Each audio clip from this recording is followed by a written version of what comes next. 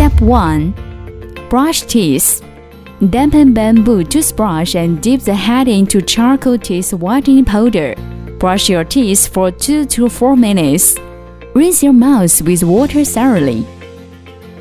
Step 2. Mold the cheese. Submerge 1 mouthful in hot water, 70 to 80 preferred, for 10 to 12 seconds. Bite the mouthful with your upper teeth and gently push on upper lip with fingers to mold the cheese.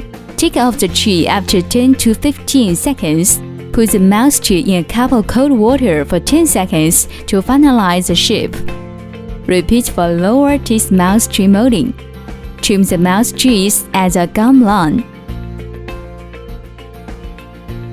Step 3. Whiten teeth. Apply gel to each tooth impression on the upper and lower mouth cheek. 0.5 ml each for upper and lower cheek.